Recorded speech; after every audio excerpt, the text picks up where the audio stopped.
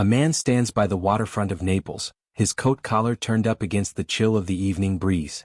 The sea is calm, but the past inside him is not.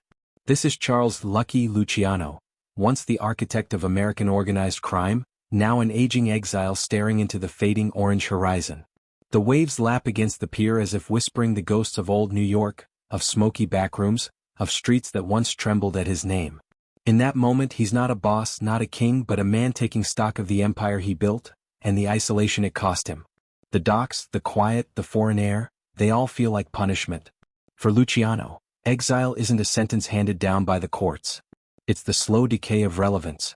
In the mid-20th century, Naples is no longer the place of his youth. The city hums with the rhythm of post-war survival, black markets, music, whispers of the past, but it's not his kingdom. Luciano walks these streets like a ghost haunting the living. His legend has crossed oceans, but here he is just an old man among strangers. Once, his word dictated the movement of millions of dollars, the flow of narcotics, the orchestration of murders. Now his power lives in stories, half-truth, half-myth, told in hushed tones by men who never knew him. As he lights a cigarette with trembling hands, the flame flickers against a face shaped by both triumph and torment. Every wrinkle tells a story, of betrayals survived, deals struck, and blood spilled in the pursuit of order. Behind the calm exterior lies the restless mind of a man who once redefined what it meant to rule the underworld, not through brute force but through vision. Luciano's genius was organization. He saw chaos as opportunity, loyalty as currency, and fear as structure. But the same vision that built his empire also ensured his isolation. The higher he climbed, the fewer he could trust. The narrative of Lucky Luciano is not just a story about crime, it's the story of power itself. How it seduces, corrupts, and ultimately consumes. His rise mirrors the story of America's own evolution, from immigrant struggle to industrial power, from back-alley vice to corporate capitalism. Luciano's methods, negotiation, diversification, and strategic control, were not so different from Wall Street's titans. He simply operated in a world where the boardroom was replaced by the barroom, and contracts were sealed not with ink but with blood. But time has a way of reducing kings to memories. As Luciano gazes across the sea, we sense a man caught between pride and regret. He remembers the nights when his name commanded fear, when judges were bribed, politicians bought, and rival bosses eliminated with surgical precision. Yet behind the power was always paranoia. Every phone call could be a wiretap. Every handshake could be betrayal. Every friend could become an informant. Power, he learned, was never possessed, only borrowed. In this opening chapter, we stand with Luciano in the twilight of his life. His empire has crumbled, his allies are dead or distant, and the world he created has evolved beyond him. But to understand this man, and what he truly represents, we must go back to the beginning. To the crowded tenements of the Lower East Side, where a boy named Salvatore Lucania learned that survival was a game, and the only rule was to win. As the camera lingers on his silhouette against the fading sun, a quiet narration begins, the kind that feels like confession. "They said I built the American Mafia," he might whisper. "Maybe I did. But nobody tells you that the higher you rise, the smaller your world becomes." The waves crash softly as we fade to black, and the story of Lucky Luciano begins. Not just the story of a criminal mastermind, but of a man who sought power like oxygen, only to find that it eventually suffocates the soul. Before there was Lucky Luciano, there was only chaos. The New York underworld at the dawn of the 20th century was a brutal ecosystem, a tangle of street gangs, immigrant families, and ethnic rivalries, each fighting for scraps in a city that had no mercy for the poor. The Lower East Side was a world within a world, narrow alleys packed with tenement buildings, overflowing with families who spoke little English but understood one universal language: survival. In these streets, honor was a myth and the law was just another gang with badges. Power belonged to those who could take it and keep it. The Mafia, as America would come to know it, did not yet exist. What existed were fragments: Sicilian gangs bound by village loyalties, Neapolitan street crews, Jewish bootleggers, Irish enforcers. Each enclave had its own code, its own form of justice. In the Italian quarters, whispers of Cosa Nostra, our thing, floated across the Atlantic, carried by men who fled Sicily's poverty but brought with them its shadow institutions. Yet, in America, those old codes didn't translate perfectly. The rigid hierarchies of the old country clashed with the wild, capitalist energy of the new. Here, ambition mattered more than bloodline. The old dons clung to tradition, the young saw opportunity. Among these early figures were men like Giuseppe Joe the Boss Masuria, a crude and brutal leader who ruled by intimidation rather than intellect. He demanded tribute from every Italian criminal in New York, styling himself the boss of bosses. His rival, Salvatore Maranzano, fancied himself a Roman emperor reborn, obsessed with ancient hierarchies and rituals. Between them lay a generation of gangsters who would soon grow tired of serving fools. They watched as the old guard destroyed one another in endless vendettas, draining their own profits with bloodshed. It was a system begging for reform, and waiting for someone bold enough to rewrite the rules. But the underworld's dysfunction didn't exist in a vacuum. It thrived because the city above it allowed it to. New York's police department was as corrupt as the criminals it hunted. Politicians, judges, and businessmen quietly benefited from the cash that flowed through gambling dens, brothels, and smuggling rings. The so-called respectable class kept their hands clean by letting men like Masuria do their dirty work. In the roaring chaos of the Jazz Age, morality was a luxury few could afford. Everyone was hustling, the only difference was who wore a badge and who didn't. Meanwhile, the immigrant experience itself was a crucible of desperation. Thousands of Italians poured into Ellis Island each week, escaping famine and violence only to find themselves trapped in slums where opportunity was a mirage. Prejudice was rampant. WAP and Dago were everyday insults. The system offered no protection, so they created their own. The Mafia's earliest roots in America weren't born purely of greed, they were born of necessity. In the absence of justice, power became its substitute. The men who could offer protection, collect debts, or settle disputes became community kings, and later, crime lords. By the 1910s, small-time rackets had begun to merge into larger enterprises. Black Hand extortionists sent letters demanding payments for protection. Bootleggers saw fortunes in illegal liquor. Street gangs formed uneasy alliances, only to dissolve into gunfire days later. Murder was currency, loyalty was short-lived. Yet, amid this chaos, one truth became clear: those who could organize would survive. The Mafia was slowly evolving from a cluster of street toughs into something far more sophisticated. But there was a problem. The old-world bosses clung to their Sicilian traditions, demanding absolute obedience and purity of blood. They refused to collaborate with Jews or Irishmen, viewing them as outsiders. This insularity kept them weak, trapped in their own ethnic bubble. They could control a neighborhood, maybe a borough, but not a nation. It would take a new kind of leader, one willing to break every unspoken rule, to transform this fractured world into an empire. New York in the 1920s was ready for such a man. The streets buzzed with illegal opportunity as prohibition loomed, creating a vacuum of supply and demand that only the bold could fill. America's thirst for alcohol would become the single greatest economic engine the underworld had ever seen. For those who understood business, strategy, and cooperation, it was the dawn of a new golden age of crime. And somewhere among the tenement shadows, a sharp-eyed, streetwise teenager named Salvatore Lucania was watching. He saw the chaos, but he also saw the potential hidden inside it. Where others saw disorder, he saw a blueprint waiting to be drawn. He noticed how alliances rose and fell, how greed destroyed men who couldn't think beyond their block. The lesson was simple: those who adapt survive. Those who organize rule. The world before Lucky Luciano was violent, fragmented, and irrational, a kingdom of fools governed by ego and superstition. But from within that chaos, a mind was emerging that would reshape it all. A man who would look at the criminal underworld not as a battlefield, but as a corporation. One that could be managed, expanded, and franchised across the nation. The underworld was ready for a revolution, and Lucky Luciano would become its architect. Salvatore Lucania was born in 1897 in Lercara Fritti, a small Sicilian mining town whose streets were narrow, its buildings crumbling, and its people hardened by poverty. Sicily, at the turn of the century, was a place where survival demanded cunning, and loyalty was as brittle as the rocks that lined the mines. From his earliest days, Salvatore learned the art of observation, how to measure a man by his posture, how to gauge fear, and how to recognize opportunity in the smallest gestures. Life in Sicily offered few choices: obey, flee, or die. His family, like many others, chose escape. In 1906, they boarded a steamship bound for New York City, carrying only hope and the faint scent of home on their clothes. The Lower East Side greeted the Lucania family with harsh reality. Crowded tenements, rat-infested hallways, and the constant threat of disease were the backdrop for Salvatore's formative years. The streets were classrooms, and every day was a test of wit and resilience. Here the young Salvatore observed a world where money, power, and fear dictated survival. He learned early that strength alone was insufficient.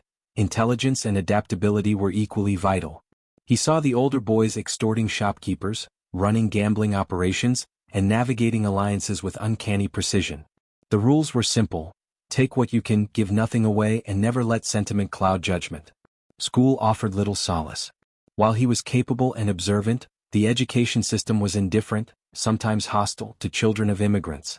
Teachers were overwhelmed, classrooms overcrowded, and discipline harsh. Salvatore quickly discovered that respect on the streets mattered more than grades on paper. He became a student of the city itself, studying human behavior, learning to read men, and understanding the subtle hierarchies that governed the block. By the age of 12, he was already running small errands for neighborhood gangs, delivering messages, collecting debts, and testing the waters of influence. The city itself was a crucible. Violence was omnipresent. Rival gangs clashed with knives, clubs, and pistols.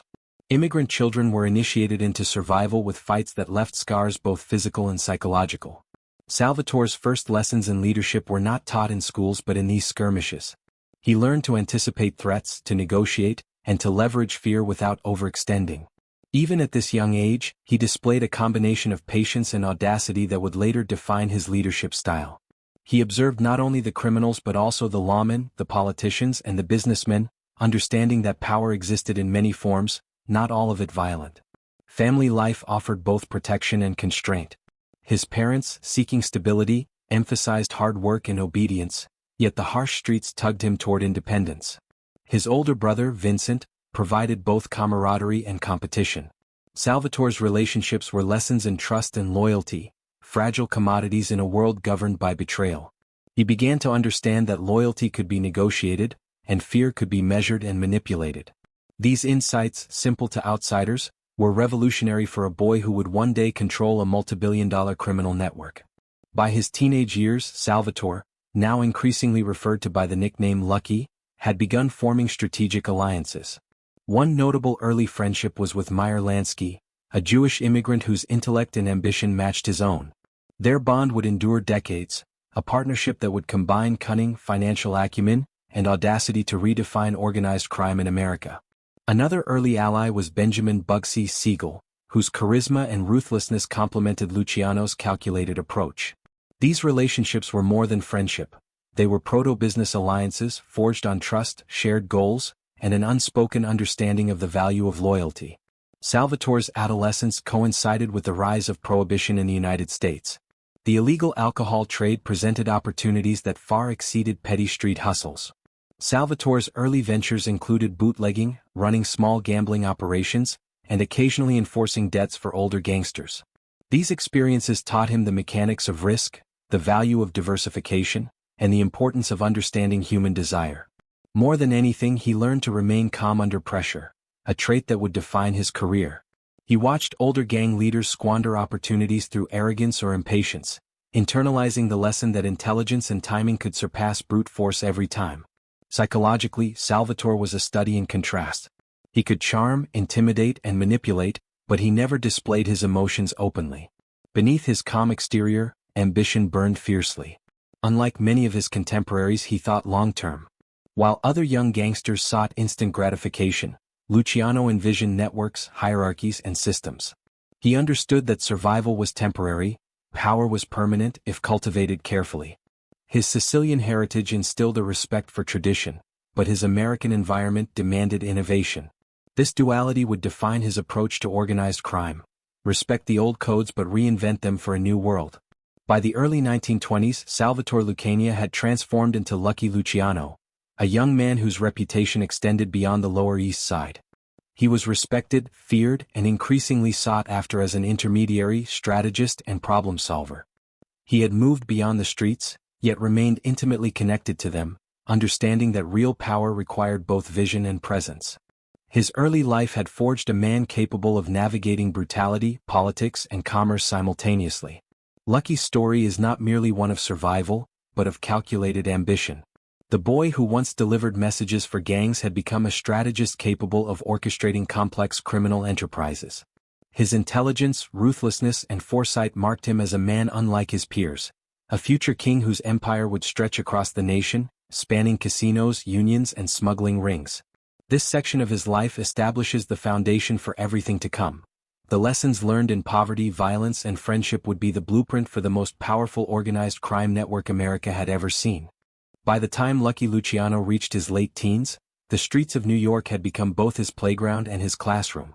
He had learned the essential rules of survival, but now the lessons of strategy and organization would begin to dominate. The city itself was a living laboratory for the ambitious, every alleyway, saloon, and gambling den a microcosm of opportunity and danger. Here, Luciano learned that brute strength alone would never be enough to dominate. He needed intelligence, foresight, and an ability to manipulate both allies and enemies alike. The streets were no longer just a place to survive, they were a proving ground for a mind that could see patterns where others saw chaos. Early on, Luciano became involved in small-scale protection rackets, a seemingly simple business that taught him the intricacies of negotiation and fear. Shopkeepers and merchants paid a monthly fee for protection, and in exchange they were promised safety from rival gangs. The work was brutal but instructive. Luciano observed which threats worked, which intimidated too much, and which required a softer approach. It was here that he honed the delicate art of balancing coercion with persuasion, a skill that would later allow him to manage multi-million-dollar operations without firing a single shot himself. Simultaneously, he began to explore the booming gambling industry. Numbers games, card houses, and horse betting were thriving in neighborhoods across New York, often run by older, inefficient bosses who resisted modernization. Luciano saw the inefficiencies in these operations. Money was lost through poor management, violent disputes, and internal theft. He began applying the logic of business to these illicit enterprises, organizing collection, distribution, and enforcement in ways that maximized profits while minimizing risk. The young gangster's mind was shifting from survivalist tactics to systems thinking, understanding that crime, like any enterprise, could be scaled, optimized, and protected through structure. Bootlegging during the Prohibition era presented the ultimate opportunity. The 18th Amendment had transformed the consumption of alcohol into a multi-billion-dollar black market virtually overnight. Luciano recognized that this was not just about smuggling liquor, it was about creating networks, alliances, and leverage. He began working under established figures such as Joe Masuria, learning both the power and the limitations of traditional mafia leadership. Masuria ruled with fear and brutality, but his methods were slow, rigid, and ultimately vulnerable. Luciano took note. He understood that the future of organized crime depended on adaptability, inclusivity, and strategy, a system where efficiency outweighed tradition. During these years, alliances became central to Luciano's rise. His partnerships with Meyer Lansky and Bugsy Siegel were formative, demonstrating the value of cross-ethnic cooperation. Unlike the old-world bosses who demanded Sicilian purity, Luciano saw strength in diversity. By bridging gaps between Italian, Jewish, and Irish gangs, he began creating a network that could operate nationally rather than locally. These alliances were more than pragmatic, they were revolutionary. The Mafia, long fragmented by old rivalries and parochial loyalties, was about to become an organized machine under Luciano's guidance. The brutality of the streets was always a teacher. Gunfights, robberies gone wrong, and betrayals were constant reminders that failure could be fatal. Luciano internalized these lessons, understanding that trust was scarce and that fear, when wielded strategically, could be a powerful tool. Yet he also learned restraint. Unlike many of his peers, he avoided unnecessary violence, choosing instead to enforce order in ways that consolidated power rather than inciting chaos. It was this combination of calculated intimidation and measured diplomacy that set him apart from the generation of gangsters that surrounded him. Mentorship also played a subtle but crucial role. Figures like Arnold Rothstein and later Frankie Yale provided examples of both ambition and failure. Rothstein, a kingpin of numbers and gambling, demonstrated how criminal enterprise could mimic legitimate business, blending risk, investment, and discretion. Yale, a feared enforcer, illustrated the consequences of mismanaged power and ego. Luciano absorbed both lessons, shaping his own philosophy. Intelligence and organization could achieve what violence alone never could. By the early 1920s, Luciano was no longer merely a streetwise hustler. He had become a strategic thinker. He understood that power in the underworld was like electricity, invisible, flowing through networks and connections. Money alone could not buy respect. Fear alone could not command loyalty. It was the combination of relationships, leverage, and the careful orchestration of both legitimate and illegitimate enterprises that created true influence. In essence, Luciano was transforming the chaos of New York's underworld into a system he could control, a business with himself at the helm. This period of learning and experimentation laid the groundwork for what would become his defining achievement: the restructuring of the Mafia into a corporate-style organization. Luciano's early ventures in protection, gambling, and bootlegging were not just about profit. They were exercises in leadership, risk management, and human psychology. Each success and failure sharpened his understanding of human behavior, economics, and the subtle art of negotiation. He was building the mental architecture of an empire before he even recognized it. By the mid-1920s, Luciano's reputation had grown. He was respected for his intelligence, feared for his ruthlessness, and admired for his ability to see connections where others saw randomness. The lessons of the streets had transformed a poor Sicilian immigrant into a visionary strategist. The stage was set for the next phase, not just survival or small-scale control, but the orchestration of a national network of organized crime, a system that would survive beyond him and outlast the chaos that had defined the underworld for decades. The 1920s were a decade of transformation, not just for America but for the underworld itself. Prohibition had created a vast, illegal economy overnight, and men like Lucky Luciano were poised to exploit it. But he was no ordinary gangster. He was a visionary, a strategist, and a businessman disguised as a criminal. He understood that opportunity alone was not enough. It had to be seized with planning, alliances, and a level of organization that the old mafia bosses could not comprehend. Luciano's rise was not built on random violence but on the creation of systems, networks, and partnerships that would later define organized crime in America. At the heart of his strategy was the idea that crime could be run like a corporation. Luciano began forming alliances with Jewish and Irish gangs, a radical move in a world dominated by rigid ethnic loyalties. Meyer Lansky, his lifelong partner and financial genius, provided the brains for money management, while Bugsy Siegel brought charm, audacity, and operational boldness. Together, they were the first architects of a new criminal economy, one that transcended ethnicity, geography, and tradition. This was the birth of what would later be called the National Crime Syndicate, a network where cooperation and mutual benefit replaced senseless blood feuds. The Prohibition era offered more than just opportunity, it demanded ingenuity. Speakeasies, breweries, and smuggling rings required coordination on a scale that few criminals had attempted before. Luciano saw that success depended on logistics, secure supply chains, trustworthy distributors, and the careful management of law enforcement through bribes and influence. It was during these years that he refined his approach to risk management, understanding when to negotiate, when to intimidate, and when to eliminate threats. Every shipment of liquor was a lesson in strategy, every alliance a test of loyalty. Luciano's genius lay in his ability to blend fear with diplomacy. Unlike his predecessors who relied solely on brute force, he understood that power was more sustainable when it was subtle and indirect. Enforcers and hitmen were necessary, but their work had to be precise and purposeful. Random violence weakened alliances and invited law enforcement scrutiny. Luciano's operations demonstrated that a criminal empire could thrive without descending into chaos, a revolutionary concept at the time. By transforming crime into an organized business, he not only increased profits but also reduced risks and stabilized operations, creating an environment where intelligence and planning were more valuable than sheer brutality. The creation of the Board of Directors of Crime was perhaps Luciano's most audacious innovation. This early proto-commission brought together the heads of various ethnic gangs to coordinate activities, resolve disputes, and share profits. It was a radical departure from the fragmented, self-serving world of earlier mafia operations. By institutionalizing collaboration, Luciano ensured that violence was strategic rather than destructive, and that opportunities for growth could be pursued collectively. These meetings were as much about diplomacy as business, with Luciano often mediating conflicts, negotiating territories, and aligning interests. In many ways he was a CEO of an empire that operated outside the law but mirrored corporate efficiency. His methods also extended to psychological manipulation. Luciano understood human nature better than most of his contemporaries. He cultivated loyalty through a combination of respect, fear, and incentives. Promising protection, opportunity, and wealth, he bound associates to him while keeping rivals wary. He understood that men would follow a leader who appeared confident, decisive, and fair, a stark contrast to the unpredictable brutality of the old bosses. By balancing intimidation with reward, He created a hierarchy in which loyalty became both profitable and rational. As Luciano expanded, he also diversified operations. Gambling dens, prostitution rings, loan sharking, and narcotics distribution were all brought under his control or influence. Each sector was managed as a separate business unit, with trusted lieutenants overseeing operations.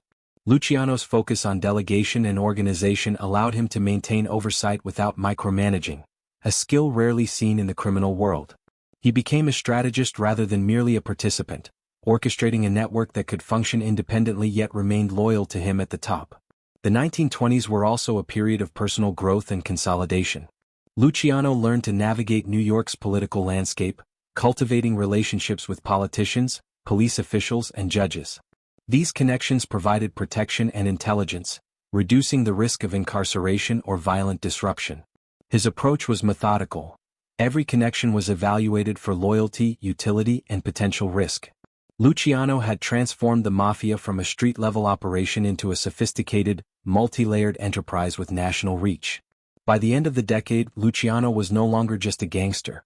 He was a master of systems, strategy, and human psychology. He had demonstrated that organized crime could be run like a legitimate corporation with profits, structure, and governance. Violence was no longer a tool of chaos but a weapon of precision, deployed strategically to enforce order and protect interests. The empire he began to construct in these years would survive far beyond his own tenure, influencing the very structure of organized crime for decades to come. This was the era in which Lucky Luciano's legend began to solidify.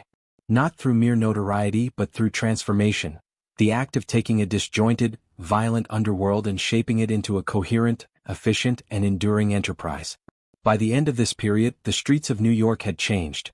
Chaos had been replaced by order, loyalty was calculated, and fear was wielded like currency. Luciano had become not just a participant in the criminal world, but its architect. The foundation of an empire had been laid, and the man who had once been a streetwise immigrant was now a visionary, preparing to confront the greatest challenges and bloodiest conflicts of his career. The Castellamarese War was more than just a gang war. It was a crucible that would define the future of organized crime in America. By the late 1920s, the streets of New York were simmering with tension, as rival factions vied for control of lucrative bootlegging operations, gambling, and protection rackets. On one side stood Giuseppe Joe the Boss Masuria, a figurehead of the old guard, ruthless and traditional, demanding absolute loyalty from his followers. On the other, Salvatore Maranzano, a Sicilian traditionalist with imperial ambitions, sought to consolidate power under the old-world codes he revered.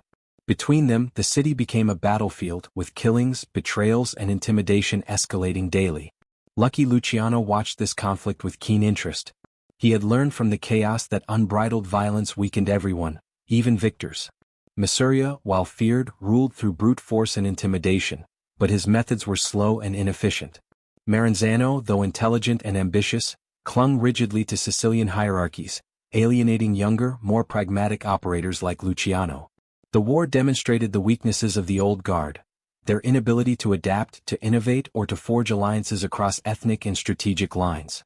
Luciano saw an opportunity not just to survive but to ascend, to reshape the underworld according to his vision. The first major lessons came through observation and subtle maneuvering. Luciano was involved in enforcement and debt collection, tasks that kept him close to the action but never fully exposed him to direct risk. He learned how rival factions negotiated, how loyalty shifted, and how fear could be weaponized. Each assassination, each strategic betrayal, became a case study in human behavior and organizational dynamics. He recognized that the conflict was not merely physical but psychological, a war of perception, influence, and control. Those who could project strength while remaining adaptable held the advantage. In 1931, the war reached its apex. Luciano, having aligned secretly with Maranzano, orchestrated the assassination of Joe Masuria in a Manhattan restaurant. The killing was swift, precise, and symbolic. The old guard was vulnerable, and the streets would now pay attention to the new generation. This act was not merely a power grab, it was the execution of a strategy. Luciano understood the importance of timing, loyalty, and perception. Masuria's death demonstrated that true power required more than muscle. It demanded intelligence, planning, and audacity. Yet Maranzano was no better than his predecessor.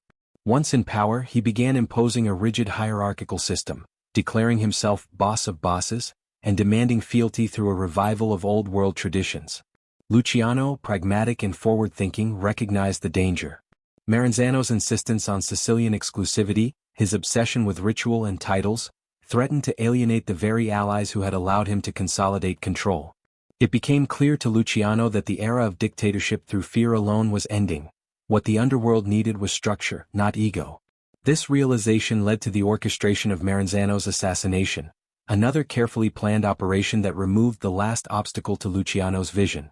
With both old bosses eliminated, he was free to implement a revolutionary system. Violence had been necessary, but it was a means to an end, not the end itself. By surviving the Castellamarese War and eliminating both Masuria and Maranzano, Luciano demonstrated his unique combination of strategic brilliance and calculated ruthlessness. The war had proven him capable not just of navigating chaos, but of mastering it. The conflict also reshaped alliances and relationships. Men who had fought under old bosses now looked to Luciano as a mediator and visionary. Meyer Lansky and Bugsy Siegel remained close, their skills in finance and enforcement proving invaluable in consolidating the new order. Others, who had once been rivals, became partners under Luciano's framework, bound by both opportunity and fear. He had learned that loyalty was not inherited through tradition but earned through respect, competence, and the ability to deliver results. The Castellamarese War left psychological scars as well as political gains. Luciano had witnessed the fragility of life and the precariousness of power. Death was always a breath away and trust was a rare commodity. These lessons would inform his leadership style, decisive yet measured, ruthless yet strategic, blending the necessary brutality with foresight and organization. In a world of constant threat, he understood that intelligence could be more lethal than a gun, and patience more powerful than immediate action. Beyond his personal ascent, the war catalyzed a transformation in organized crime itself. The old chaotic system, fragmented by personal vendettas and ethnic divides, was replaced by a vision of efficiency and collaboration. Luciano's strategy would become a blueprint, an organized, corporate-style network of crime where disputes could be negotiated, operations coordinated, and profits maximized. Violence would remain a tool, but only a tool subordinate to structure, intelligence, and planning. By the end of this brutal period, Lucky Luciano had emerged as the undisputed architect of the modern mafia. He had navigated one of the deadliest wars in American criminal history, eliminated two of the most powerful bosses of the time, and established the foundation for a network that could endure beyond individual ambition. The streets of New York had taught him that chaos could be transformed into order, and that the ultimate currency of power was vision. The lessons of the Castellamarese War, strategy, adaptability, and ruthless pragmatism, would define every move he made for the rest of his life, shaping an empire that would dominate organized crime for decades.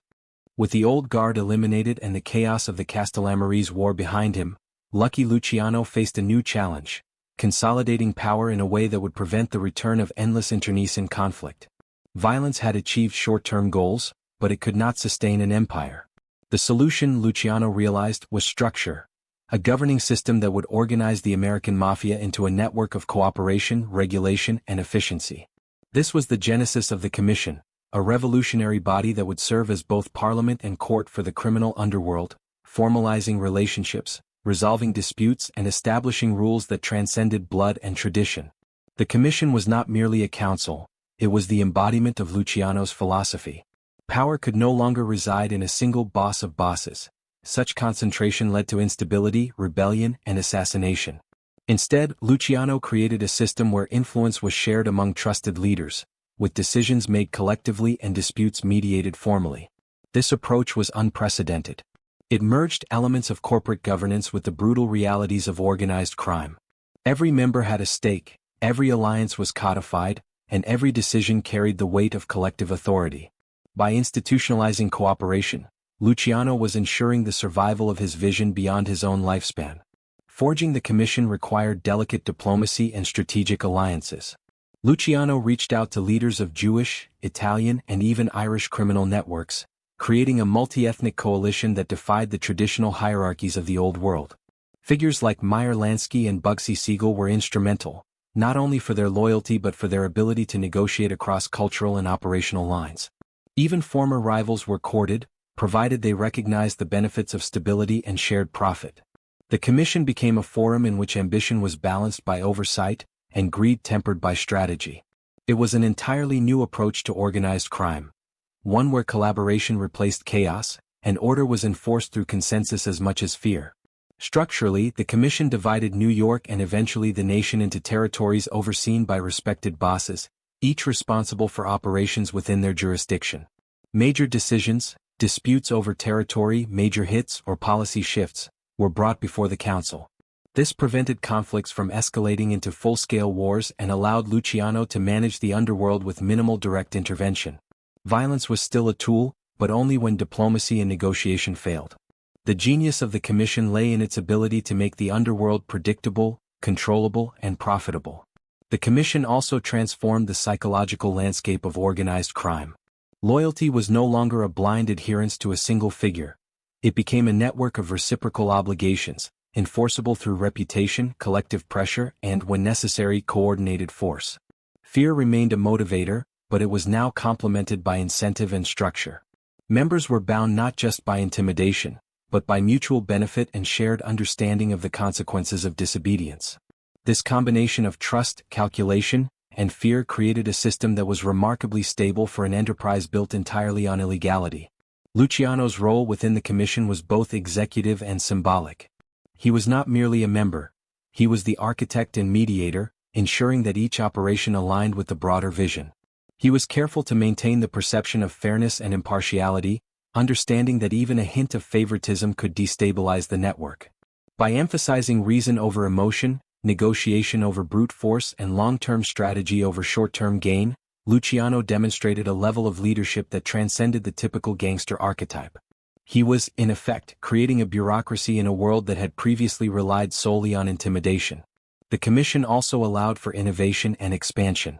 Luciano encouraged diversification, directing operations not only in gambling and bootlegging but also in labor unions, nightclubs, narcotics, and eventually casinos. The formalized network enabled the flow of information, resources, and influence across regions, creating a nationwide web of organized crime. Unlike the chaotic violence of previous decades, operations could now be scaled, profits maximized, and risk mitigated. This system also fostered a culture of accountability. A boss who violated the agreed-upon rules faced collective repercussions, creating a deterrent against unilateral aggression. Beyond economics and structure, the Commission was a psychological masterpiece. It gave the illusion of democracy in an inherently violent world. Men who once feared total annihilation now had a stake in governance and survival. Disputes could be resolved without wholesale bloodshed. Strategic hits were authorized collectively, minimizing risk and maximizing the efficiency of enforcement. In creating the Commission, Luciano had achieved something extraordinary. He had tamed the unpredictability of human ambition through formalized rules, turning chaos into a sustainable system. The establishment of the Commission cemented Luciano's legacy not only as a criminal mastermind but as a revolutionary thinker. He had transformed the Mafia from a collection of feuding gangs into a disciplined, adaptable, and far-reaching organization. Violence remained an instrument, but it was now subordinated to planning, negotiation, and strategic foresight. Loyalty was no longer a matter of fear alone. It was a product of structure, mutual benefit, and trust in the system. Through the Commission, Luciano had institutionalized his vision, ensuring that the underworld could endure and expand, even in his absence. By the mid-1930s, the Commission had become the backbone of organized crime in America. Luciano's genius was evident not only in the structure itself but in his ability to maintain influence without excessive direct control. He had created a system that amplified his power, protected his interests, and stabilized the chaotic world he had inherited.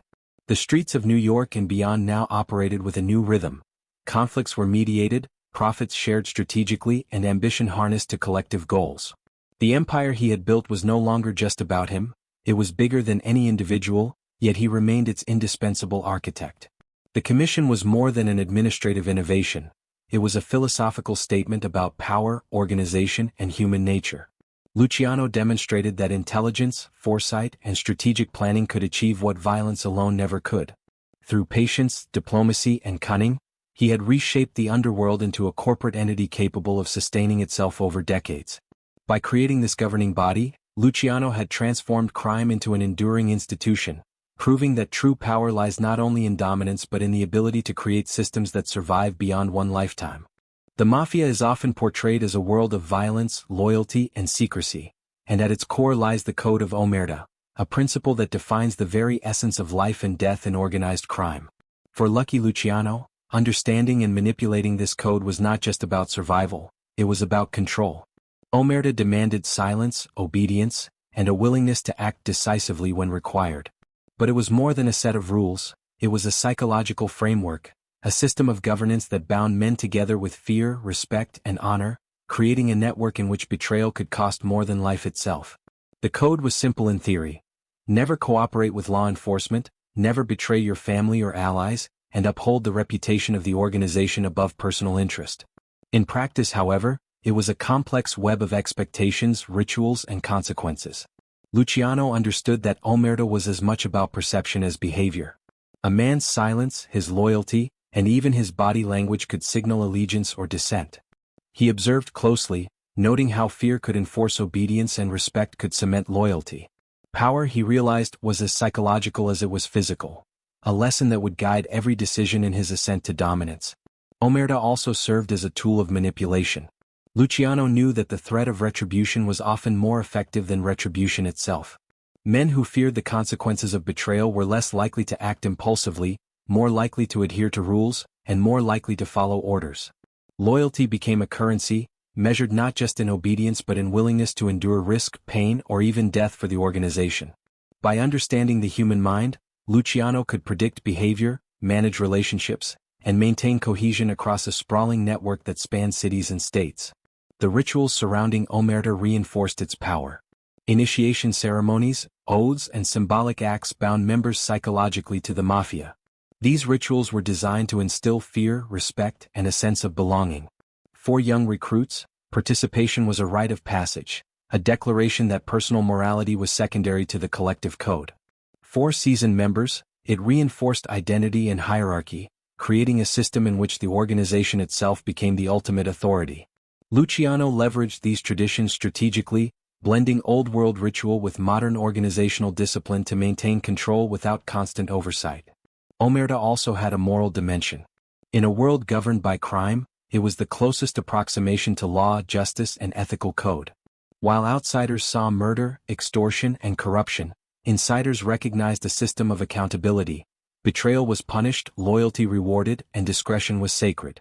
Luciano understood that this moral dimension could be manipulated. By rewarding compliance and demonstrating the consequences of disloyalty, he created an environment in which the Mafia's rules were internalized rather than imposed. Members began to police themselves, reducing the need for constant intervention and increasing organizational efficiency. Yet the psychological weight of omerta was immense. Fear, mistrust, and the constant threat of death created an environment of tension and calculation. Men had to navigate not only their own ambitions but the ambitions and moods of their peers and superiors. Every word, every gesture, every alliance carried risk. Luciano thrived in this environment because he combined patience with audacity. He understood when to push, when to wait, and when to act decisively, using the code as both shield and weapon. The Mafia, under his guidance, became a society of disciplined opportunists, bound by invisible chains of obligation and consequence. Luciano's manipulation of omerta also extended to his rivals. By presenting himself as both trustworthy and ruthless, he influenced the perceptions of other gang leaders, allies, and law enforcement alike. He cultivated an image of a man whose word carried weight, whose silence was impenetrable, and whose judgment was final. Fear of retribution combined with respect for his intelligence allowed him to negotiate, mediate, and command without resorting to constant violence. The code was not merely a rulebook. It was a psychological lever that shaped behavior and consolidated power across the entire criminal ecosystem. Furthermore, omerta created a culture in which information became currency. Loyalty ensured that secrets remained secure, while betrayal could unravel entire operations. Luciano recognized the strategic advantage this provided. He could orchestrate complex schemes, coordinate multi-city operations, and maintain discretion even under intense scrutiny. Knowledge, discretion, and control of information became central to his leadership philosophy. By enforcing silence, he amplified his influence far beyond what brute force alone could achieve. The code also required adaptation. Luciano was a pragmatist. He understood that strict adherence to tradition could sometimes hinder opportunity. While he respected the rituals and principles of omerta, he bent the rules when necessary to consolidate power, forge alliances, or exploit gaps in the system. This flexibility, combined with his deep understanding of psychology, allowed him to expand his influence beyond the limitations of ethnicity, geography, and old-world hierarchy. In the end, Omerta was not merely a code, it was the lifeblood of Luciano's empire. It shaped behavior, enforced loyalty, and created a psychological framework in which power could be wielded efficiently and sustainably. Through its principles, he could manage vast networks, control rivals, and secure his position at the apex of organized crime. Fear, respect, ritual, and loyalty were combined into a system that transcended brute strength. A system that allowed Luciano to transform the chaotic underworld into an enduring empire. Even the most carefully constructed empires are never immune to threats, and for Lucky Luciano, the greatest dangers often came from within. By the early 1930s, his network spanned the country, bridging ethnic divides and consolidating previously fractured criminal enterprises. He was no longer merely a streetwise operator, he was a strategist, a mediator, and the central node in a complex web of power. Yet with such reach came inevitable friction. Allies grew envious, rivals plotted in shadows, and the very men who had been elevated by his vision sometimes became the greatest threats to his authority. Loyalty, while cultivated, was never guaranteed, and betrayal often lurked in unexpected corners. Rival mobsters watched Luciano's rise with a mixture of fear and resentment. Figures who had once been considered untouchable now found themselves negotiating terms under the shadow of his influence. Some, like Vito Genovese and Frank Costello, recognized his genius and aligned with him strategically. Others viewed him as an outsider who had bypassed tradition, breaking the unwritten rules of Sicilian hierarchy and disrespecting the old codes. For these men, Luciano's success was a challenge to their ego, their authority, and the established order. In a world where respect was earned through intimidation and demonstrated power, perceived slights could quickly escalate into violence. The most subtle threats, however, came from within his own circle. Luciano's closest allies, men who had once been friends and partners, were also ambitious, capable, and impatient. Meyer Lansky, Bugsy Siegel, and others were invaluable in expanding operations and managing finances, yet their loyalty was transactional, tied to opportunity and mutual benefit rather than unconditional allegiance. Luciano understood this, which is why he never relied on sentiment alone. He maintained his position not by intimidation alone but through strategic oversight, psychological acumen, and careful distribution of power.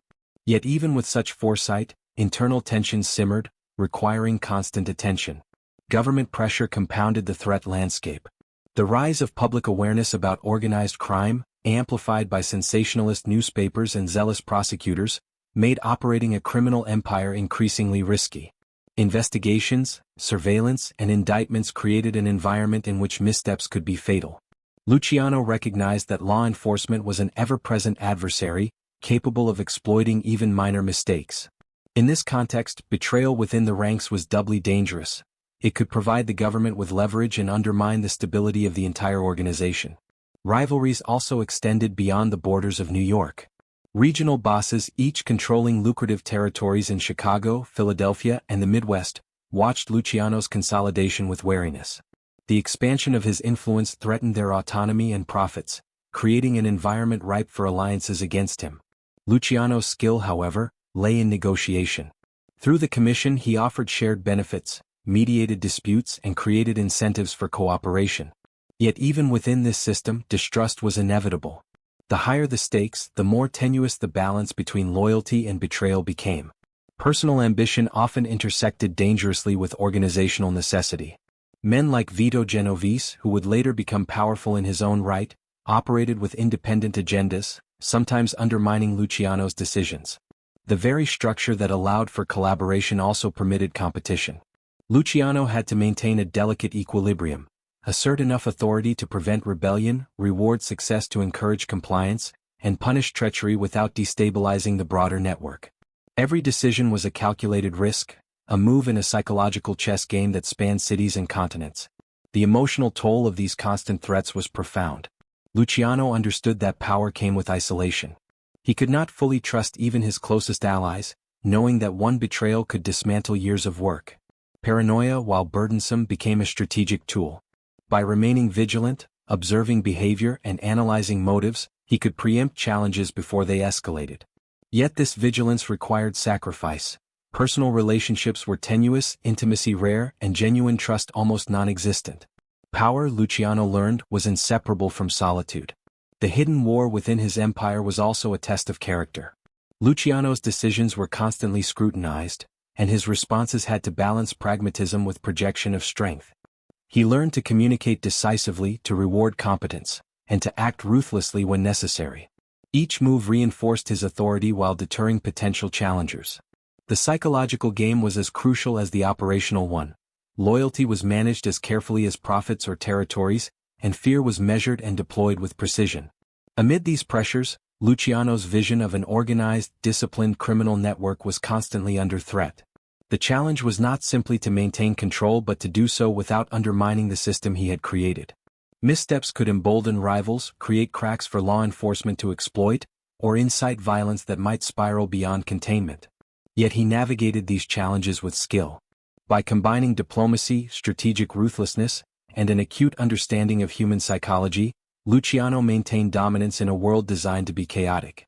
This period highlights a fundamental paradox of power. The higher one climbs, the more isolated and vulnerable one becomes. Luciano's genius lay in his ability to manage this paradox, balancing loyalty, fear, and influence across a sprawling, high-stakes network. Enemies lurked at every corner, in rival gangs, within his own ranks, and even in the courts and police departments. Yet he remained a figure of authority, capable of inspiring respect and enforcing obedience. The world of organized crime was a constant battlefield, and Luciano was its strategist, orchestrating alliances, neutralizing threats, and ensuring the survival and expansion of his empire. Through these internal and external pressures, the lessons of survival, observation, and strategic patience, cultivated from his earliest days on the streets of New York, proved invaluable. He understood that power was fluid, relationships transactional, and loyalty conditional. The psychological dimension of control was as critical as financial or operational dominance. By mastering both, Luciano maintained his position at the apex of the criminal underworld, even as threats multiplied, alliances shifted, and the constant specter of betrayal loomed ever closer. The 1936 arrest of Lucky Luciano marked the beginning of a public reckoning that would shake the underworld and captivate the nation. By this point, Luciano had become a figure larger than life, a man whose influence reached from the Lower East Side of Manhattan to the streets of Chicago, Las Vegas, and Havana. Yet no empire, however sophisticated, is impervious to the law, and Luciano had accumulated enough enemies, both within and outside his organization, to draw the attention of federal authorities. The charge that would ultimately bring him down was prostitution and pandering, crimes that, while seemingly small compared to murder or bootlegging, carried immense symbolic weight in the court of public opinion. The courtroom became a theater, a stage where Luciano's empire was exposed to scrutiny, scandal, and sensationalism. Newspapers ran front-page stories detailing the extent of his operations, painting him simultaneously as a criminal mastermind and a social menace. The press reveled in the contrast between his suave demeanor and the brutality of his network. To the public, he was at once glamorous and terrifying, a symbol of both fear and fascination. The trial was not just a legal proceeding, it was a psychological war in which reputation, perception, and influence were tested alongside evidence and testimony. Luciano's defense strategy was as calculated as his criminal operations. He leveraged his network, both overtly and covertly, to influence witnesses, sway public opinion, and exert pressure on the legal system. His attorneys worked tirelessly to undermine the credibility of informants, challenge the reliability of evidence, and cast doubt on the prosecution's narrative. Yet the weight of public outrage, combined with the meticulously documented evidence of his involvement in a nationwide prostitution ring, made acquittal unlikely. The trial exposed the paradox of his power. While he had mastered the underworld, he remained vulnerable to the institutions and moral forces of the society in which he operated. The courtroom drama was intensified by the personalities involved. Prosecutors were determined to make an example of Luciano, framing him as a threat not only to law and order but to societal morals. The spectacle of his rise and dominance was used to create a narrative of corruption, excess, and danger, portraying Luciano as a man who had manipulated the system for personal gain at the expense of the innocent. Witnesses, some coerced, others willing, detailed the inner workings of his empire, creating a chilling portrait of a world in which loyalty, power, and fear intersected with devastating consequences. As the trial unfolded, it became clear that the legal battle was only part of the story. The political and societal pressures surrounding the case amplified its significance. Public outrage demanded accountability. Politicians and law enforcement agencies seized the opportunity to demonstrate their efficacy. Luciano, accustomed to controlling events from the shadows, now found himself subject to forces beyond his immediate influence. The narrative of justice, amplified by the media, positioned him as both a criminal genius and a cautionary tale, a man whose ambition had exceeded the bounds of legality and social tolerance. The trial also revealed the fragility of alliances. Within the criminal underworld, loyalty was tested as associates weighed the risks of association against the potential benefits. Some distanced themselves to protect their own interests, while others quietly supported him, maintaining networks that would later prove crucial in his continued influence from prison. The psychological dimension of leadership became starkly evident. Power was never absolute, and perception could be as decisive as reality. Even the most strategic and disciplined operator, it seemed, could be rendered vulnerable by exposure, scrutiny, and betrayal. When the verdict was delivered, Luciano was sentenced to 30 to 50 years in prison, a staggering blow to the architect of the modern mafia. For the world outside, it was a moment of triumph. The government had struck a significant blow against organized crime. For Luciano, it was both a setback and an opportunity. Behind the walls of his cell, he would continue to wield influence, coordinating operations, managing alliances, and shaping strategy. The sentence marked the beginning of a new chapter, one in which control would be exercised not through physical presence but through networks, intermediaries, and psychological dominance. The trial also had profound implications for the structure of organized crime. With Luciano incarcerated, the commission and the systems he had put in place faced new tests. Deputies, lieutenants, and rival factions adjusted their strategies, testing boundaries and asserting influence in his absence. Yet the foundation he had laid, a network based on loyalty, fear, and mutual benefit, proved resilient. The trial demonstrated that while individuals could be removed, systems could endure, reflecting Luciano's vision of an empire that was greater than any single man. Psychologically, the trial marked a turning point for Luciano himself. He experienced firsthand the vulnerability of power, the limits of influence, and the consequences of visibility. The exposure, shame, and isolation of incarceration contrasted sharply with the autonomy, respect, and authority he had cultivated over decades. Yet even in confinement, his mind remained sharp, his strategy adaptive, and his influence tangible. He had learned, as he always had, to navigate chaos, anticipate threats, and exploit opportunity, even from behind bars. Ultimately, the trial and sentence of Lucky Luciano serve as a critical chapter in the story of his empire.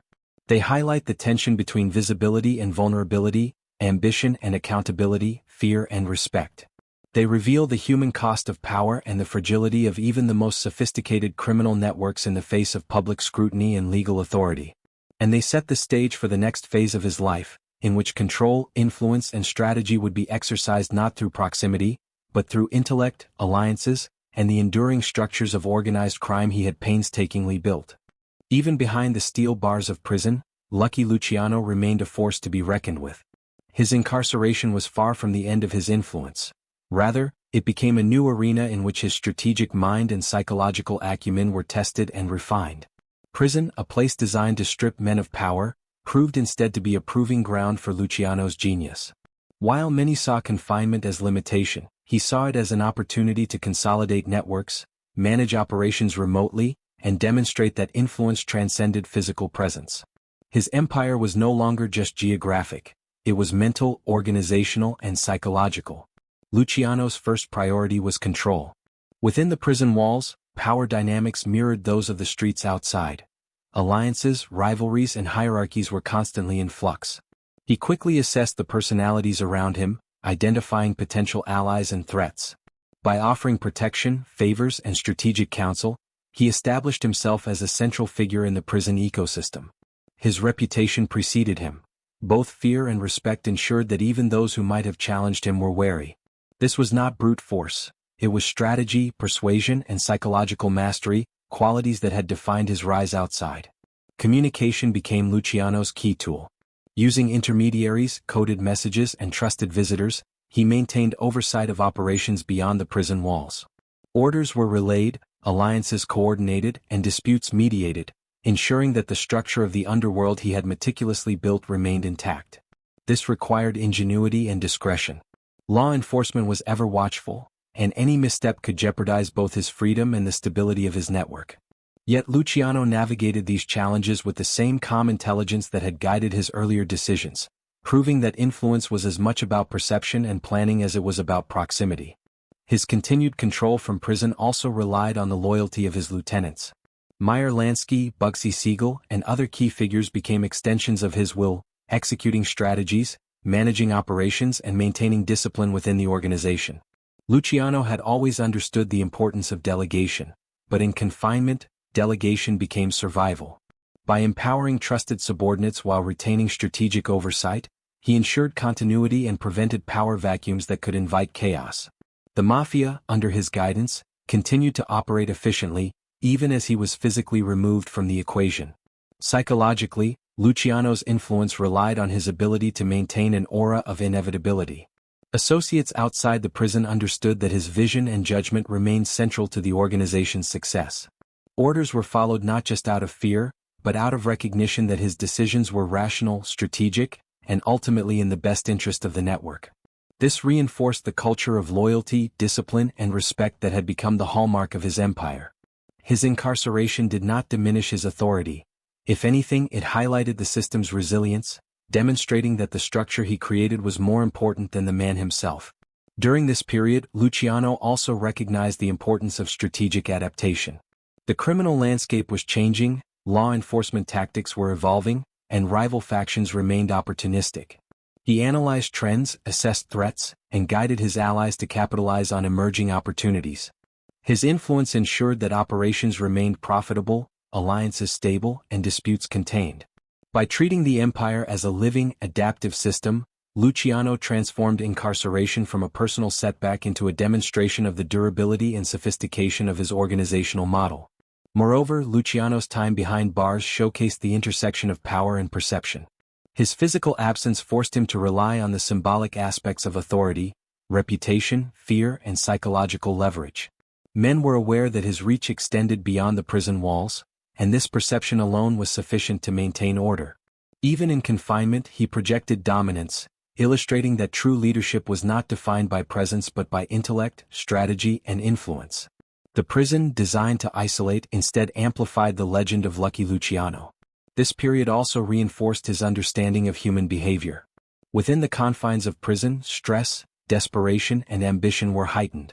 Luciano observed how fear, loyalty, and opportunism manifested in extreme conditions, refining his ability to predict actions, manipulate outcomes, and maintain cohesion under pressure. These lessons would inform his post-incarceration strategies, enabling him to navigate complex international operations and political alliances with a level of psychological sophistication unmatched by his contemporaries. Despite the constraints of incarceration, Luciano remained connected to the broader criminal economy. His oversight extended to labor rackets, gambling, narcotics distribution, and prostitution networks. The system he had built allowed him to influence decisions, authorize actions, and maintain profitability without direct intervention. This demonstrated the power of institutionalization. When an organization is structured effectively, it can operate autonomously while still reflecting the vision and strategy of its architect. Luciano's genius was that he had created such a system, resilient enough to function even in his absence. In essence, prison became a stage for Luciano's mastery of influence, strategy, and psychology. His empire continued to thrive not because of intimidation alone, but because of systems, relationships, and the perception of control. He demonstrated that leadership transcends physical presence, that power can be exercised through intellect and foresight, and that a well-constructed organization can endure even the most adverse circumstances. The lessons learned during this period would shape the final chapters of his life, cementing his legacy as not merely a gangster, but as a strategist, innovator, and architect of the modern mafia. After serving a decade behind bars, Lucky Luciano faced a new reality: exile. In 1946, he was deported to Italy, ending his physical control over the empire he had built in America. For many, exile would have been a defeat, a symbolic erasure of power. For Luciano, it was a test of adaptability and resilience, a challenge to maintain influence across borders while navigating a new political and social landscape. Italy was a country recovering from war, poverty, and political upheaval, a far cry from the structured chaos of New York. Yet Luciano approached this new chapter with the same strategic vision that had defined his rise. He would remain a figure of influence, even from afar. The transition to Italy was initially isolating. Luciano found himself in Naples and later Sicily, cities with their own criminal traditions, networks, and hierarchies. He was an outsider, a man whose reputation preceded him but whose power was now constrained by geography and politics. Yet he quickly recognized the opportunities inherent in exile. The post-war period offered new avenues for illicit operations. Reconstruction contracts, smuggling networks, and black market enterprises thrived in a country struggling to recover. Luciano applied the lessons learned from decades in New York to these new ventures, leveraging reputation, connections, and intelligence to establish a foothold. One of the most notable aspects of Luciano's exile was his role in post-war politics and reconstruction. He reportedly collaborated with American intelligence agencies during World War II, providing guidance on the Sicilian Mafia and aiding in the stabilization of the region. While controversial, this involvement illustrates his adaptability. He could align with powerful institutions, even those representing the government that had deported him, to secure influence and protection. Luciano understood that power was not solely a function of territory or direct control, it was also about relationships, reputation, and strategic alignment. Psychologically, exile forced reflection. For the first time, Luciano was distanced from the streets and networks he had meticulously managed. He could no longer rely on immediate physical enforcement. Influence now depended on perception, negotiation, and the loyalty of intermediaries. This distance required patience, foresight, and the cultivation of long-range strategies. Luciano became a mentor, advisor, and arbiter, shaping the decisions of American mobsters from afar and influencing global organized crime networks without direct involvement in day-to-day operations. The challenges of exile were compounded by the changing landscape of organized crime. The post-war period saw new players, shifting alliances, and increasing law enforcement sophistication. Luciano had to navigate this environment while maintaining authority over a network that had grown independent in his absence. Yet his prior establishment of the commission, his cultivation of loyalty, and the systems he had put in place ensured that his influence endured. Even in exile, he remained a central figure in the decision-making and strategic direction of organized crime in America. Luciano's later years also demonstrated the philosophical evolution of a man who had spent decades navigating power, fear, and loyalty. Removed from the immediacy of violence, he became more reflective, assessing the costs and consequences of his life choices. Exile was not merely physical displacement, it was an opportunity to contemplate the nature of control, the fragility of life, and the enduring impact of his strategies. He observed human behavior with the detachment of a strategist, applying lessons learned from decades of negotiation, betrayal, and empire building to new contexts. Despite the constraints, Luciano maintained a network of communication with trusted lieutenants in the United States. Figures like Vito Genovese, Frank Costello, and Meyer Lansky remained conduits for his influence. Orders, advice, and arbitration continued across the Atlantic, ensuring that his vision of an organized, structured criminal world remained intact. This ability to influence events remotely underscored his genius. Luciano's power was psychological and systemic, not merely territorial or coercive. He had built an empire that could endure separation, scrutiny, and distance. Exile also highlighted the personal costs of a life devoted to power. Luciano had lost the streets he had once ruled, the direct control over operations, and the immediate presence of allies and protégés. Yet he compensated with strategy, patience, and the cultivation of reputation. In many ways, exile became a laboratory for the ultimate test of his organizational philosophy. Could influence be maintained without presence? Luciano's answer, through continued oversight and mediation, was resounding. During these final years, Luciano also faced health challenges and the inevitability of mortality. The physical and psychological toll of decades of violence, betrayal, and strategic exertion became increasingly evident. Yet even facing these realities, he remained engaged, alert, and influential. His final years were marked not by retreat, but by careful observation, advisory engagement, and the preservation of legacy. He had spent a lifetime constructing systems, networks, and principles that would endure long after his death. Ultimately, exile became a testament to Luciano's adaptability, intelligence, and strategic foresight. He transformed what could have been a humiliating displacement into an opportunity to demonstrate the resilience of the structures he had created. His influence persisted across continents, proving that true power is as much about intellect, vision, and psychological control as it is about territory or immediate enforcement. The exile years cemented his legacy as a man who could navigate chaos, manipulate systems, and maintain authority under circumstances that would have undone lesser figures. Lucky Luciano's legacy is one of paradox and transformation, a man who wielded violence and fear with precision, yet whose true genius lay in organization, strategy, and psychological insight. He did not merely survive the chaos of New York's underworld, he transformed it. By institutionalizing the Mafia, bridging ethnic divides, and creating a structured system of governance, he ensured that organized crime could operate with efficiency, stability, and durability. His influence extended far beyond the streets he once roamed. He reshaped criminal enterprise into a model that would endure for decades, influencing not only America but the global underworld. The most enduring element of Luciano's legacy is the creation of the Commission. This revolutionary body institutionalized collaboration, codified dispute resolution, and balanced power across factions. By removing the concept of a singular boss of bosses, Luciano reduced internecine conflict and created a system in which the empire could survive the removal of any individual. This was his most profound contribution, the understanding that longevity and stability in organized crime required rules, structure, and collective governance. The Commission became the blueprint for criminal organizations worldwide, demonstrating that systems could outlast the men who created them. Luciano also redefined the psychological landscape of crime. Fear, loyalty, and respect were tools he wielded masterfully, but always with strategy and foresight. Violence was not the default, it was precise, purposeful, and often symbolic. Associates understood that obedience and discretion were rewarded, while betrayal was met with consequences that reinforced the organization's authority. Luciano's ability to combine intimidation with incentive created a culture of compliance that minimized chaos while maximizing profitability. In doing so, he elevated the underworld from the realm of brute survival to a sophisticated, corporate-like enterprise. Another aspect of his legacy is the bridging of ethnic and cultural divides within organized crime. By collaborating with Jewish, Irish, and Italian factions, Luciano demonstrated that efficiency and loyalty could transcend tradition and prejudice.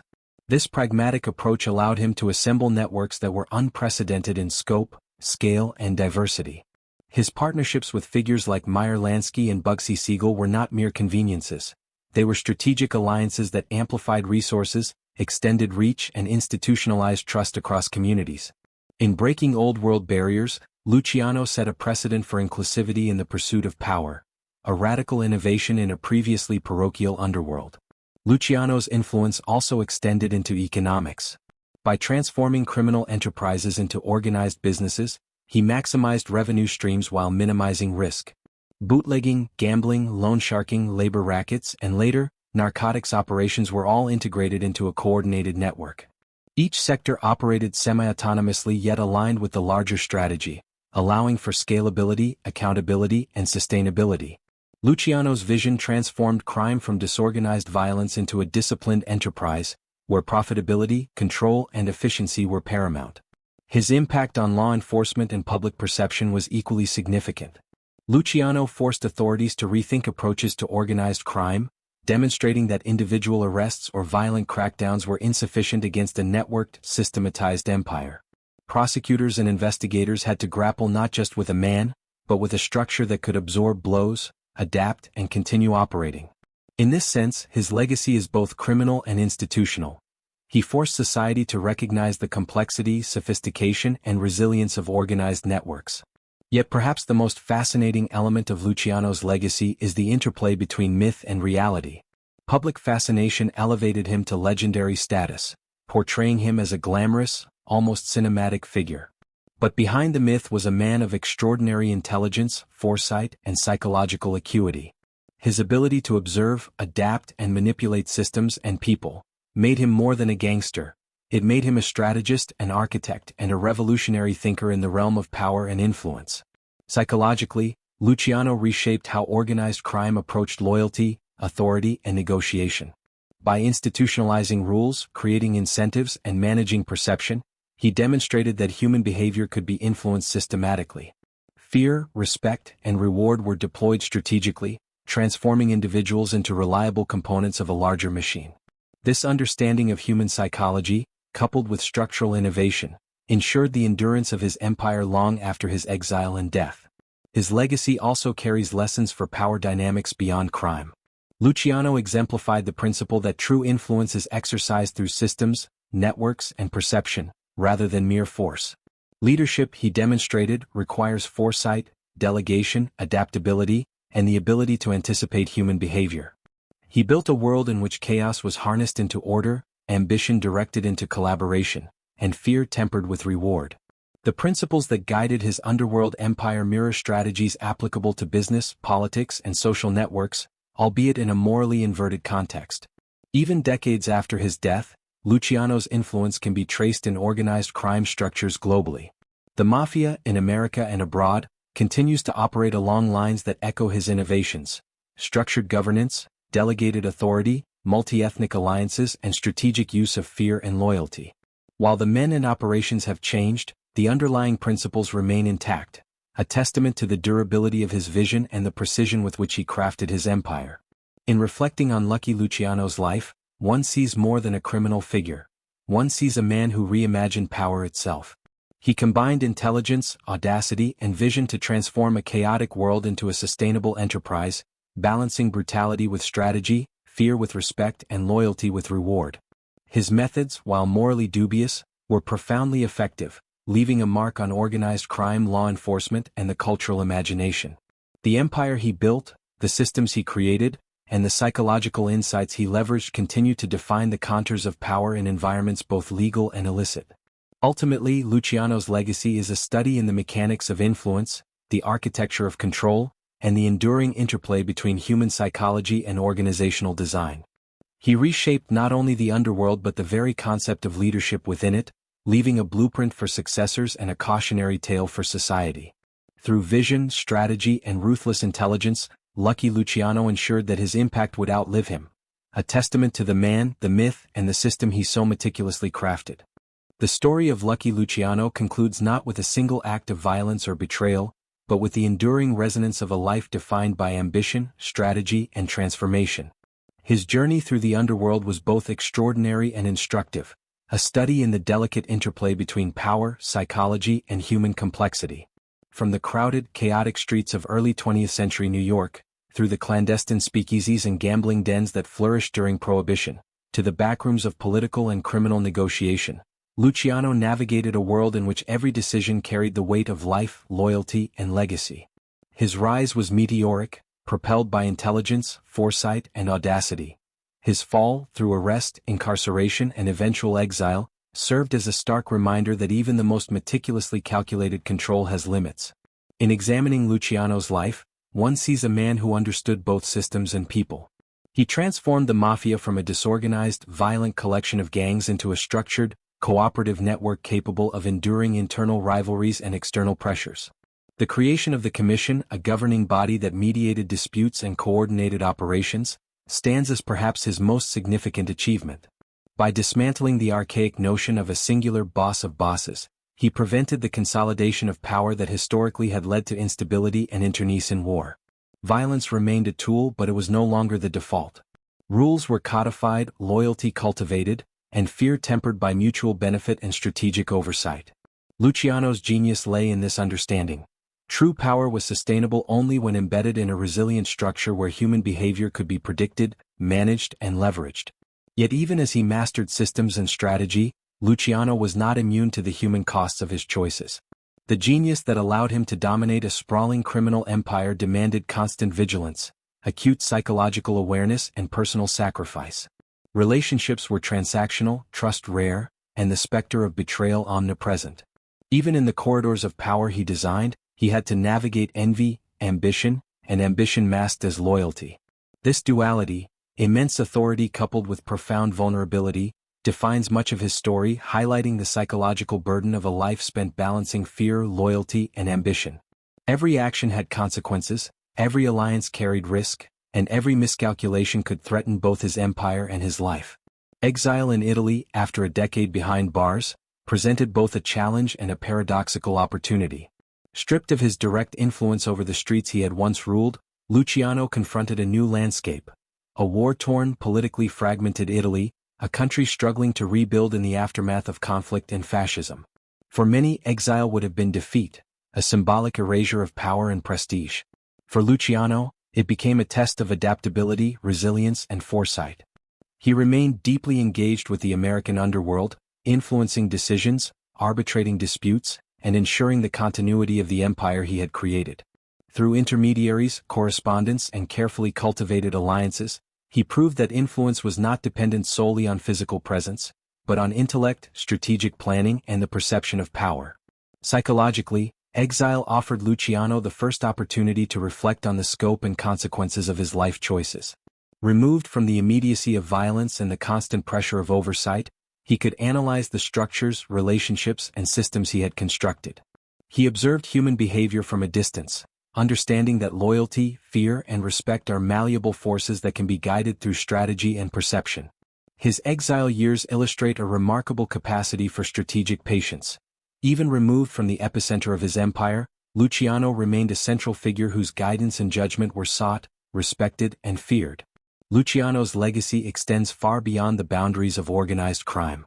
He revolutionized leadership within dangerous high-stakes environments, demonstrating that influence can be exercised through systems, alliances, and perception rather than brute force alone.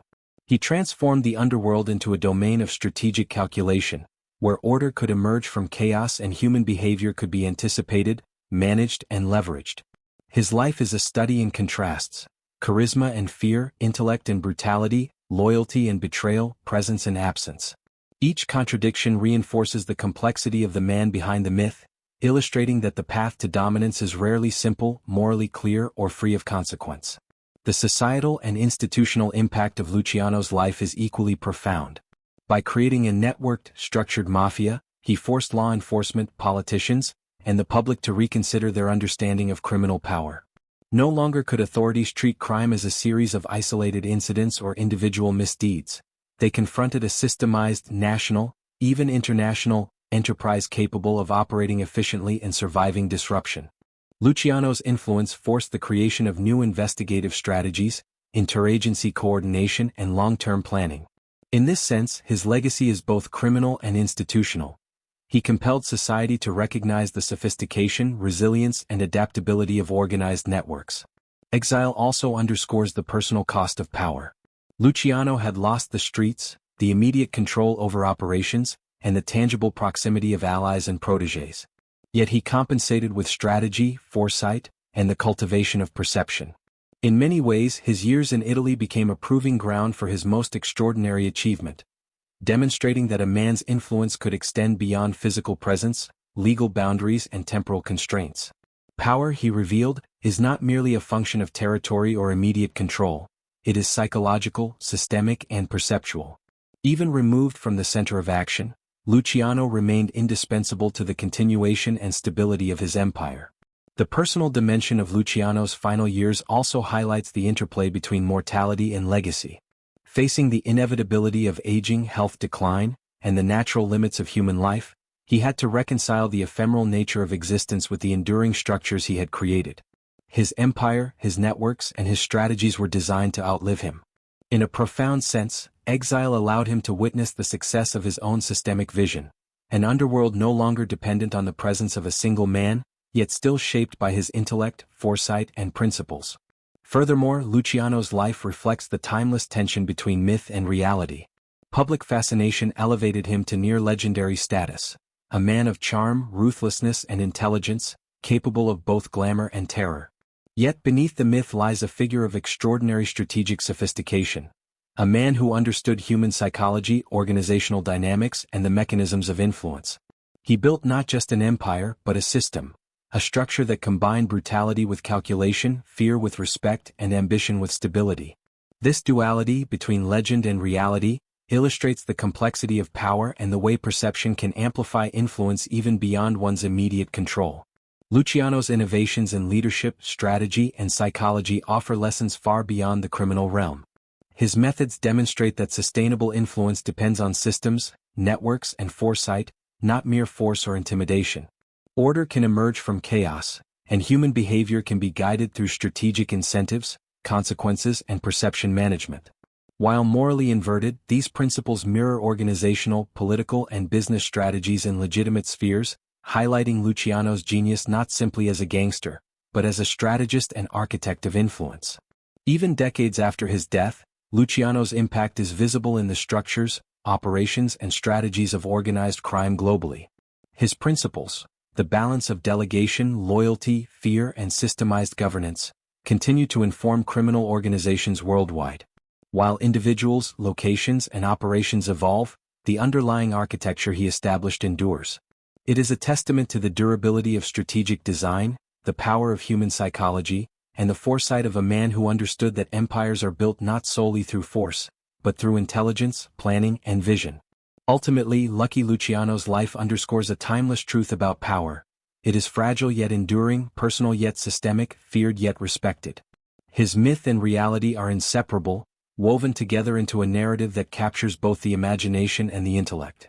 He mastered chaos, manipulated loyalty, and built an empire capable of surviving exile, imprisonment, and time itself. His story closes not with a simple conclusion, but with the enduring question of how far ambition, intelligence, and vision can carry a person, even in the shadow of law, mortality, and exile. Luciano's life reminds us that true influence lies in the ability to design systems that outlast oneself, to command respect through both fear and foresight, and to leave a legacy that shapes the world long after one is gone. In the final analysis, Luciano's story is not merely one of crime, but of human ingenuity, strategic brilliance, and psychological mastery. He was a man who transformed a chaotic, violent world into an organized, disciplined system. He demonstrated that leadership is as much about intellect and foresight as it is about dominance and intimidation. Through his vision, strategy, and resilience, Lucky Luciano ensured that his influence would endure, a blueprint for power, control, and human ambition that continues to fascinate, instruct, and unsettle the world to this day.